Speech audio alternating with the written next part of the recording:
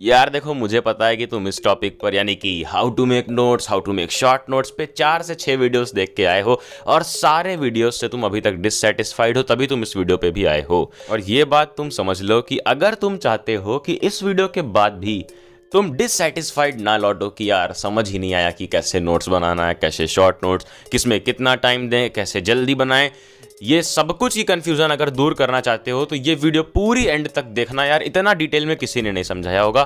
पूरा डिटेल में बात हम करेंगे कि कैसे नोट्स बनाने हैं। और हाँ, हम बाकी वीडियोस की तरह नहीं, मैंने भी देखा, बाकी वीडियोस की तरह वो बात नहीं करेंगे कि कैसे A4 साइज पेज में या कैसे तुम्हारे कॉपी के स्पाइरल पेज में लिखना है।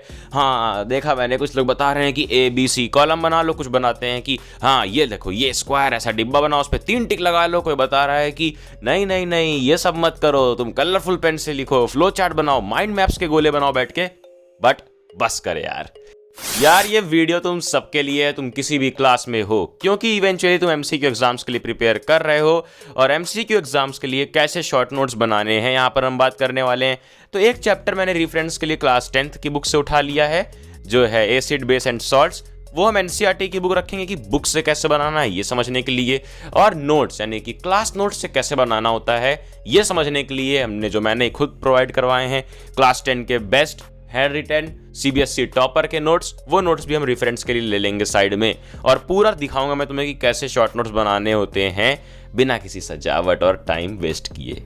और हाँ, मैं एंड में तुम्हें अपने खुद के शॉर्ट नोट्स दिखाऊंगा जिससे तुम्हें एक आइडिया मिलेगा, सैंपल मिलेगा। उसकी लिंक PDF की मैं डिस्क्रिप्शन में डाल दूंगा जिससे तुम देख सकते हो कैसे बनाने हैं।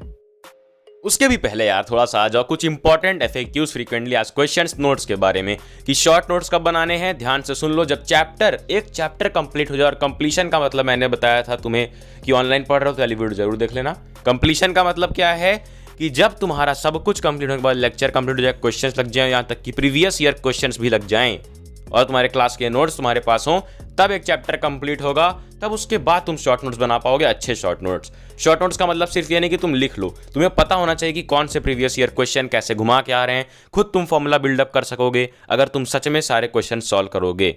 और यार शॉर्ट नोट्स ऐसा जरूरी नहीं कि तुम पन्ने मोड़ मोड़ के बनाओ, तुम कैसे भी बना सकते हो। ऐसा जरूरी नहीं कि तुम फॉन्ट साइज छोटा करो, तुम कैसे भी बना सकते हो। उसमें क्लियरली दिखना चाहिए, जल्दी जल्दी पेज फ्लिप करके भी तुम पढ़ सकते हो। बट शॉर्ट नोट्स की सबसे अच्छी बात यह है कि तुम्हें उसमें लिखने का तरीका पता होना चाहिए कि कैसे लिखना है और क्या क्या रिसोर्सेस से लिखना है, वो हम वीडियो में आगे देखेंगे। क्या हाल चाल यार, ये रही साइड में तुम्हारी NCERT chapter 2 acid base and salts, and इधर साइड में हम नोट्स भी खोल सकते हैं जो CBSE टॉपर के खुद नोट्स हैं। नोट्स में ऑफकोर्स तुम्हें सिस्टमेटिक वे में सब कुछ मिलेगा कि ये रहा तुम्हारा एसिड, फिर बेस, सारी प्रॉपर्टीज, देन इंडिकेटर्स आएगा। बट जिसने पढ़ा ये चैप्टर उसे पता है कि NCERT में डायरेक्टली स्टार्ट हो गया है इंडिकेटर से।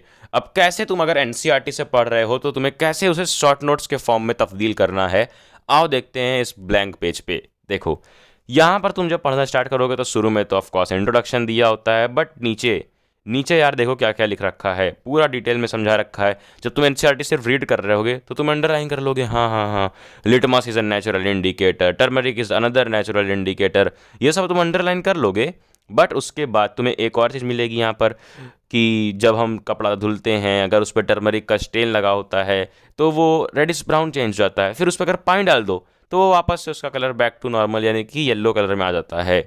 ऐसा क्यों होता है ये सब कुछ यहाँ पर समझाया गया है। फिर नीचे डू यू नो बॉक्स, इस बॉक्स में लिटमस के बारे में कुछ जानकारी दी गई है और अब कैसे इस पेज को हम तब्दील करेंगे शॉर्ट नोट्स में, ये तुम्हें ध्यान से देखना है। देखो सबसे पहले डाला तुमने इंडिकेटर्स, और सुनो हेडिंग तुमने डाल दी इंडिकेटर्स।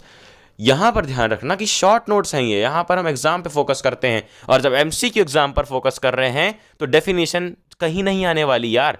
तो इंडिकेटर्स की डेफिनेशन लिखने की जरूरत नहीं है हमें, जो एग्जाम में आएगा वो लिखना है, और जो ट्रिक्स है उसे याद करने की सिर्फ वो लिखना है अपने शॉर्ट नोट्स में। देखो इंडिकेटर्स अब कितने टाइप्स के हैं, वहां पर ये भी कोई नहीं पूछेगा कि how many types of indicators, but हम फ्लो चार्ट में बना के देखो कैसे कैसे लिखते हैं इंडिकेटर्स का फ्लो चार्ट। उसके सबसे पहला नेचुरल इंडिकेटर, अब इसके अंदर क्या है, लिटमस। सबसे पहला लिटमस के आगे सिर्फ ये लिखना है कि क्या एग्जाम में आएगा, कैसे लिटमस अपना टेस्ट परफॉर्म करता है। रेड कब होगा, वो जब एसिड में जाएगा। ब्लू कब होगा, जब बेस में जाएगा। ये लिख लिया तुमने।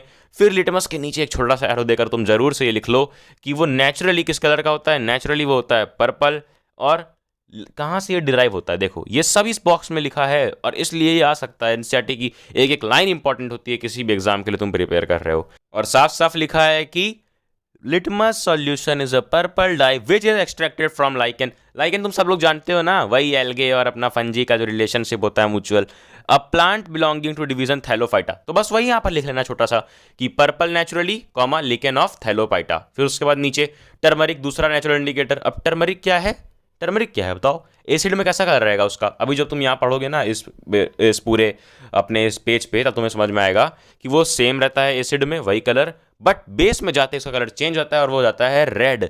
अब उसी के नीचे तुम्हें लिख लेनी है ये बात, क्योंकि यार इतने बार प्रीवियस ईयर क्वेश्चन आया है इस पैरा से, ये जो पैरा देख रहे हो तुम इस पेज पे, यहाँ से काफी बार घुमा घुमा के क्वेश्चन दिया है सीबीएसई ने। तो तुम नीचे तुरंत ही आकर लिख लो कि टर्मरिक, फिर उसके आगे stain, turmeric stain plus base यानी कि सोप इक्वल्स रेड, वो रेड कलर में चेंज हो जाएगा। देन वाटर, अगर वाटर डाल दिया हमने तो वो पूरा फ्रॉथ तुम्हारा फ्लो अवे हो जाएगा और क्या बचेगा, वापस से वही येलो कलर का टर्मरिक स्टेन। और मुझे ये कैसे पता चला कि ये इंपॉर्टेंट है, क्योंकि बताया मैंने यार, प्रीवियस ईयर क्वेश्चंस लगाने के बाद या एक बार देख लेने के बाद ही बनाना शॉर्ट नोट्स। फिर आगे यार नेक्स्ट पेज पर तुम्हारा ऑल्फैक्टरी और सिंथेटिक इंडिकेटर्स के बारे में समझाया कि कौन कैसे कलर चेंज करता है। उसे भी तुम बिल्कुल नेचुरल की ही तरह ही, जैसे नेचुरल इंडिकेटर्स का हमने लिखा, सेम उस तरह ही लिख लो। और माई सजेशन इसकी एक एक एग्जांपल जरूर से लिखा करो, क्योंकि अब एमसीक्यू जब बनेगा तो ऐसे बन सकता है। ऑल्फैक्टरी के 3 एग्जांपल दिए, क्लोव ऑयल, वेनिला एसेंस और अनियन। अब वहां पर 3 ये दे दिया और चौथा कोई और दे दिया ऑप्शन, और अब पूछ लिया कि कौन सा ऑल्फैक्टरी इंडिकेटर नहीं है। तो इस तरीके से एमसीक्यूज बन सकते हैं, इसलिए सारे एग्जांपल्स तुम्हें इंक्लूड करना है।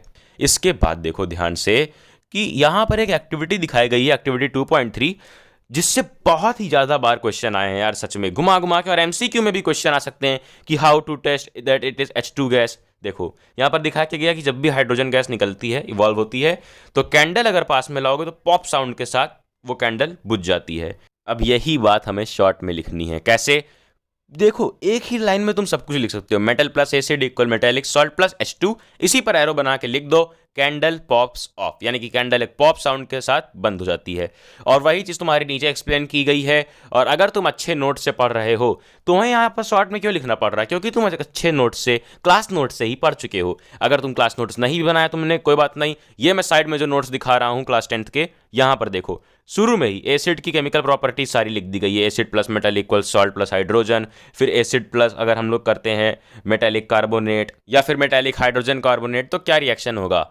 बट यहाँ पर रिएक्शन से भी इंपॉर्टेंट है कि एग्जाम में क्या आएगा वही इंक्लूड करना होता है शॉर्ट नोट्स में।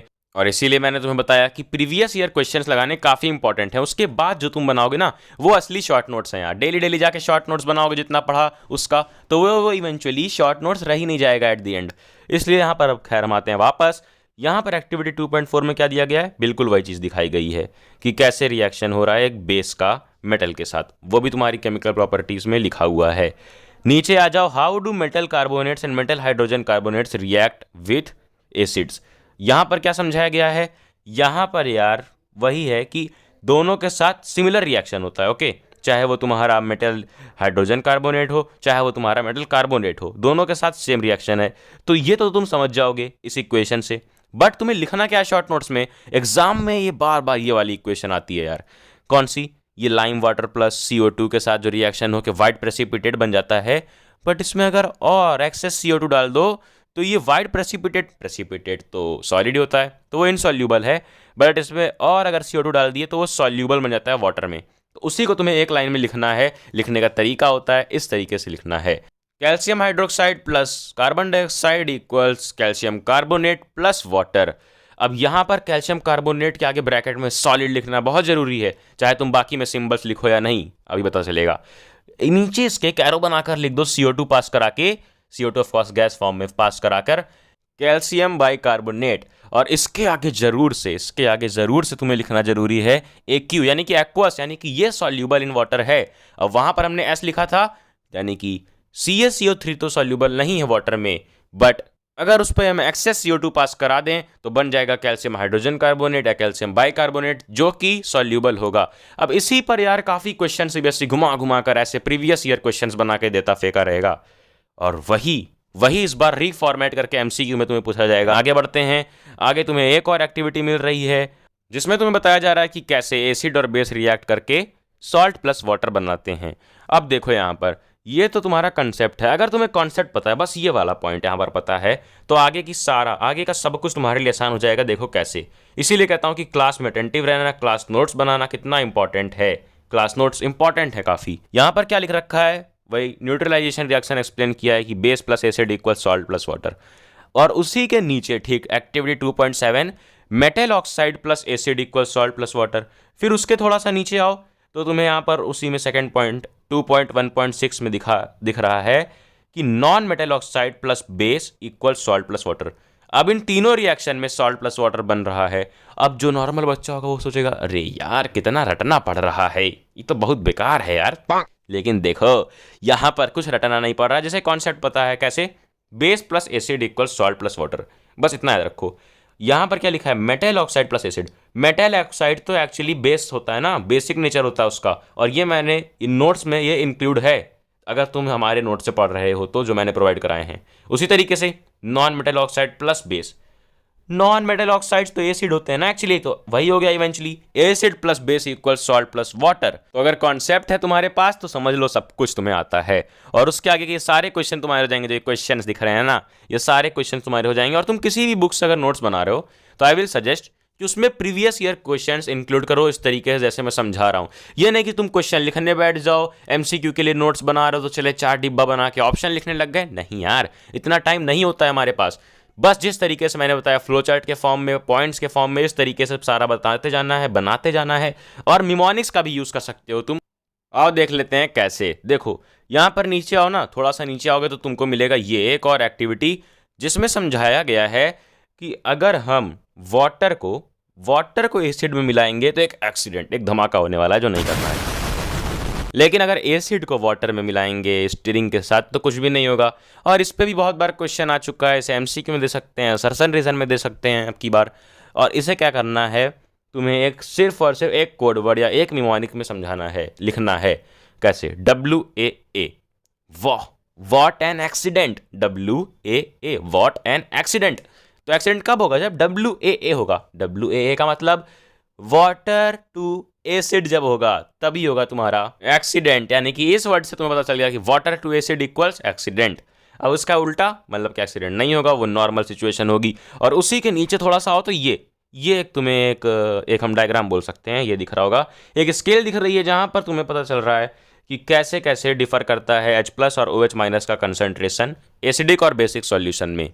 देखो यहाँ पर, इससे बस तुम्हें एक लाइन बना के अपने नोट्स में लिख लेना है, शॉर्ट नोट्स बीच में लिख लो 7, इधर 0 लेफ्ट साइड और इधर 14, और लेफ्ट साइड पे सिर्फ लिख लो एसिड और H+ ब्रैकेट में, इधर राइट साइड 14 में बेस और OH-। सबको पता है 7 से नीचे pH गया तो यहाँ पर एसिड होगा। बट H+ का मतलब कि इस एसिडिक सॉल्यूशन में हाइड्रोजन आयंस की संख्या काफ़ी ज़्यादा होगी, और बेसिक सॉल्यूशन में OH- यानी कि हाइड्रोक्साइड आयंस की संख्या काफ़ी ज़्यादा होगी। ये लिखने से तुम्हें ये कंफर्म हो गया कि कैसे कैसे H+ और OH- डिफर करेगा। जब एसिड में H+ ज़्यादा है तो ऑफकोर्स बेस में कम होगा, बेस में OH- ज़्यादा है तो ऑफकोर्स एसिड में कम होगा। और इसी पर घुमा घुमा के क्वेश्चन देता है CBSE।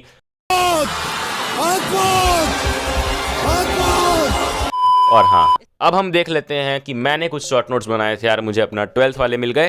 देखो यहाँ पर कैसे मैंने बनाया है, ये एक चैप्टर है 12th में, पहला चैप्टर फिजिक्स का एक तो आइडिया लग जाएगा। मैंने केमिस्ट्री एक सब्जेक्टिव सब्जेक्ट का बता दिया, अब एक न्यूमेरल सब्जेक्ट का देख लो कैसे। इस शॉर्ट नोट्स को जरा ध्यान से देखो। अब ये मैंने ऑफकोर्स जैसा मैंने बताया PYQs के बाद ही मैंने बनाया, प्रीवियस ईयर लगाने के बाद। तो यहाँ पर क्या लिखा है, कूलॉम्स लॉ सबसे पहले आता है, सबसे इंपॉर्टेंट चीज़। और इसमें यहाँ पर फोर्स मैंने समझाया, फिर के बारे में लिखने नहीं लग गया कि के क्या होता है, नहीं, बल्कि ये की वैल्यूज लिख ली, जो क्वेश्चन में आता है वो लिखना इंपॉर्टेंट है। फिर उसके नीचे की फोर्स डायरेक्टली प्रोपोर्शनल है क्यू, यानी कि चार्ज के, बट एक्सेलरेशन चार्ज के तो डायरेक्टली प्रोपोर्शनल है, लेकिन मास में यहाँ पर देखना पड़ेगा कंपैरिजन के वक्त। और उसके बगल में एक इक्वेशन जिससे खूब क्वेश्चन सॉल्व हो सकते हैं आसानी से। फिर यहाँ पर देखो उसके नीचे जो 2 पॉइंट तुम्हें दिख रहा है, मैंने खुद से बनाए हैं। क्वेश्चन सॉल्व करोगे तुम्हें खुद से पॉइंट्स मिलेंगे, एक्सपीरियंस मिलेगा। जैसे कि मैंने इसमें क्या लिखा है, electron transferred equal net charge upon 1.6 × 1017, यानी कि इलेक्ट्रॉन की एक चार्ज की वैल्यू। ठीक है, इससे तुम्हारे कई क्वेश्चन सॉल्व होंगे। उसके नीचे आ जाओ यार, इसमें इतना कंफ्यूज लोग होते हैं कि third charge equilibrium, third charge को कहाँ पे रखें कि दो चार्ज इक्विलिब्रियम में आ जाएं। सेम नेचर के अगर चार्ज हैं तो थर्ड वाला चार्ज इन लाइन होगा, यानी कि उन लाइन के बीच में होगा उन दोनों चार्ज के। अपोजिट नेचर के हैं तो आउट लाइन होगा, यानी कि उन दोनों चार्ज के बाहर होगा, अलग दूसरी लाइन पर होगा जो पॉइंट, यानी कि जो थर्ड पॉइंट चार्ज होगा। और इस तरीके से मैंने इन लाइन, आउट लाइन और ये सारे शॉर्ट फॉर्मूलेस मैंने खुद से बनाए, तुम खुद बना सकते हो। इसका मैं पीडीएफ डिस्क्रिप्शन में दे दूंगा, एक सैंपल नोट्स के तरीके, तुम इसे समझ सकते हो यार। अब शॉर्ट नोट्स बनाना शुरू कर दो और जैसा जैसा मैंने बताया वैसा बनाओ। ये डिटेल्ड वीडियो बनाने में काफ़ी रिसर्च और काफ़ी एडिटिंग और काफ़ी टाइम लगता है, तो प्लीज़ इस वीडियो को सबके साथ शेयर करो अगर तुम्हें भी ये वीडियो हेल्पफुल लगा हो। और उसके बाद क्या करना है, जाना जा पढ़ ले।